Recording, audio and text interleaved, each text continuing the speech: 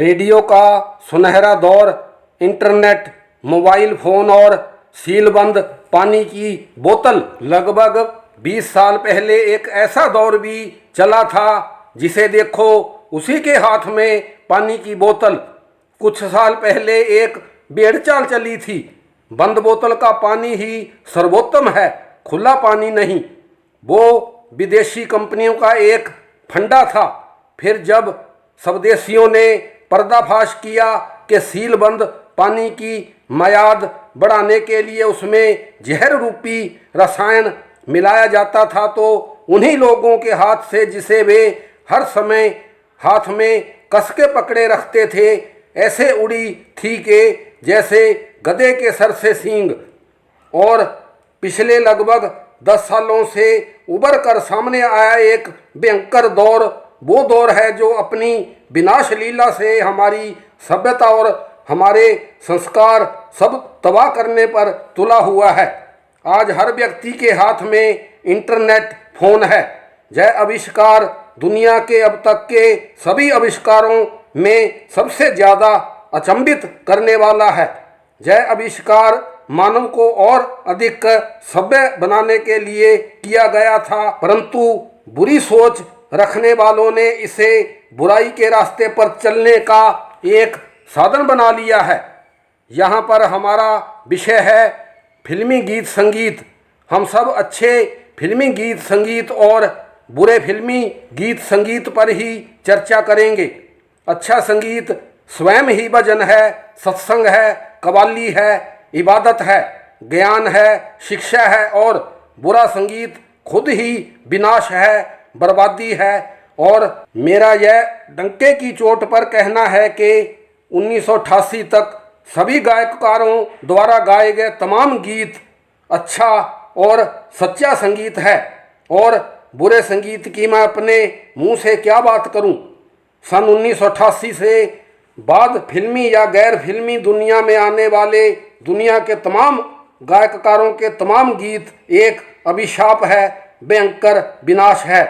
और आज के दौर के विनाश का दृश्य यह है कि जवान बेटी, उसकी अधेड़ उम्र की माँ और उसका मस्खरा बाप अपने अपने हाथों में अलग अलग मोबाइल फोन पकड़कर अपने कानों में लीडें घुसेड़कर ऊटपटांग चित्र और वीडियो देख रहे हैं और दिन भर खटोलों पर उल्टे लेटकर 1988 से बाद के तमाम गायककारों द्वारा गाए गए हवस के जहर से भरे गीत सुनकर अपने लिए जहन्नुम की आग को न्योता दे रहे हैं।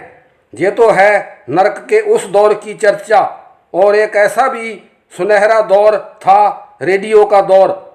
1970, 80, 90 का वो दौर रेडियो का सुनहरा दौर था। उस दौर में रेडियो हर घर हर दुकान की शान था।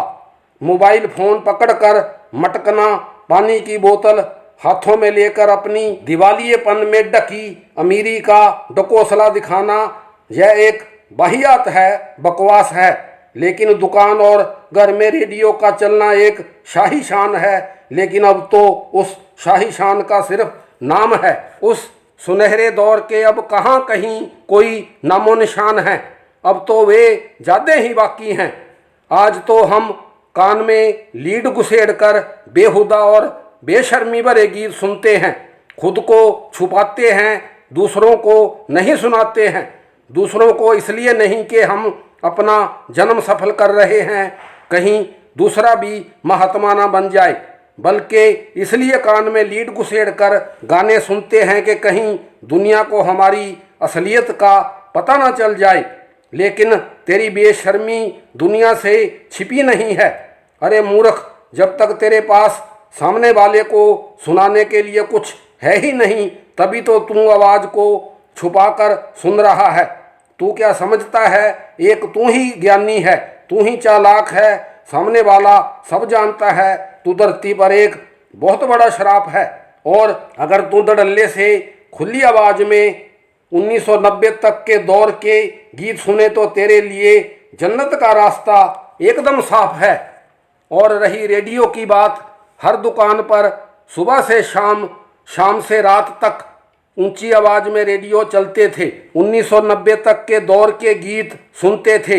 रेडियो की आवाज कम करने की जरूरत नहीं थी, बल्कि पुराने गायककारों की आवाज में कोई गाना आता था तो सभी दुकानदार अपने रेडियो की आवाज और ऊंची कर देते थे। सुनने वाले झूम उठते थे। हर गली, हर कूचे, हर बाजार में रेडियो की सुरीली आवाज कानों में अपने आप ही पड़ती रहती थी और लुत्फ भरा रस कानों में घोलती रहती थी। एक एक दुकान पर सैकड़ों की तादाद में लोग मधुर संगीत सुना करते थे। रेडियो वो वरदान था कि ना ज्यादा हींग लगे, ना फटकड़ी, रंग भी चोखा आए। और दुकानदारों के लिए भी यह एक पुण्य का काम था। खुद भी अच्छा संगीत सुनते थे और अपने ग्राहकों को भी तंदुरुस्ती से भरा संगीत प्रदान करते थे। नाले पुण्यते नाले फलियाँ। और आज दौर वो आ गया, ना रेडियो रहा, ना रेडियो चलाने वाले रहे, ना वो रेडियो स्टेशन रहे, ना वो मधुर गाने रहे। जमी भी वही है, वही आसमान, मगर अब वो गीत सुनाने वाली रेडियो की दुकानों की गलियां कहाँ।